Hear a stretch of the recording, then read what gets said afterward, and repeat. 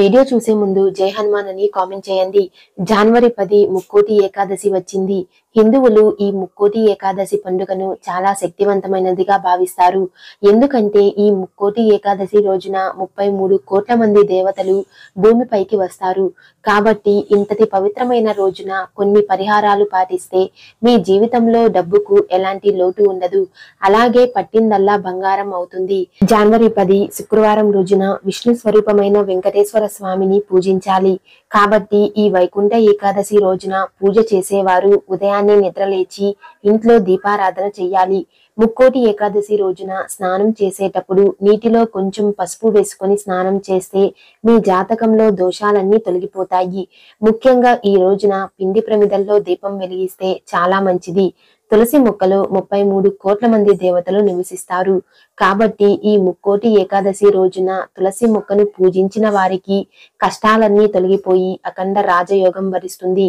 జీవితాంతం అష్టైశ్వర్యాలతో జీవిస్తారు. ఈ వైకుంఠ ఏకాదశి రోజున తులసి మొక్కకు చాలా శక్తి ఉంటుంది. కాబట్టి ఈ ముక్కోటి ఏకాదశి రోజున ప్రతి ఒక్కరూ మర్చిపోకుండా తులసి మొక్క దగ్గర ఒక నెయ్యి దీపం వెలిగించండి. ఈ ముక్కోటి ఏకాదశి రోజున ఉదయం మీ పూజ గదిలో దీపారాధన చేశాక తులసి చెట్టును ముట్టుకుని తులసి చెట్టు చుట్టూ 5 ప్రదక్షిణలు చెయ్యాలి. ఈ రోజున ఎవరైతే ఇలా చేస్తారో వారికి కోటి జన్మల పుణ్యఫలం సిద్ధిస్తుంది. ఎందుకంటే ఈ ముక్కోటి ఏకాదశి రోజున మాత్రమే తులసి మొక్కకు 1000 రెట్లు ఎక్కువగా శక్తి ఉంటుంది. ముఖ్యంగా ఈ రోజున ఎవరైతే వెంకటేశ్వర స్వామి ఆలయానికి వెళ్లి ఉత్తర ద్వార దర్శనం చేసుకుంటారో అలాంటి వారికి ఈ సంవత్సరం అంతా ఎలాంటి కష్టాలు లేకుండా ఆనందంగా ఉంటారు. అలాగే విష్ణుమూర్తి అనుగ్రహంతో మీ కోరికలన్నీ వెంటనే నెరవేరుతాయి. ఈ రోజున వెంకటేశ్వర స్వామి ఆలయానికి వెళ్ళేటప్పుడు ఒక తులసి మాలను తీసుకువెళ్లి స్వామి వారికి సమర్పించండి. ఇలా చేస్తే మీకు అనంత కోటి పుణ్యఫలం లభిస్తుంది. అలాగే మీ ఇంటికి డబ్బు వద్దన్నా వస్తూనే ఉంటుంది. విపరీతమైన ధనలాభం కలుగుతుంది. వెంకటేశ్వర స్వామికి ఇష్టమైన వాటిలో పచ్చకర్పూరం ఒకటి. కాబట్టి ఈ ముక్కోటి ఏకాదశి రోజున పూజ చేసేవారు పచ్చకర్పూరంతో హారతి ఇస్తే ఆ వెంకన్న స్వామి సంతోషించి మీ ఇంటిపై కనక వర్షాన్ని కురిపిస్తాడు. ముఖ్యంగా ఈ వైకుంఠ ఏకాదశి రోజున మీ ఇంట్లో ఖచ్చితంగా పాలు పొంగించాలి. పాలను లక్ష్మీ స్వరూపంగా భావిస్తారు. కాబట్టి ఈ ముక్కోటి ఏకాదశి రోజున ఎవరైతే ఇంట్లో పాలను పొంగిస్తారో అలాంటి ఇళ్లల్లో ముక్కోటి దేవతలు అడుగు పెడతారు. అలాగే ఇంట్లో ఉన్న దరిద్ర దేవత వెళ్లిపోతుంది. దీంతో మీ కుటుంబం అంతా సుఖ సంతోషాలతో అష్టైశ్వర్యాలతో ఉంటారు. ఎరుపు రంగు ఐశ్వర్యానికి చిహ్నం. కాబట్టి ఈ వైకుంఠ ఏకాదశి రోజున ప్రతి ఒక్కరూ ఎరుపు రంగు బట్టలను ధరించి పూజ చెయ్యాలి.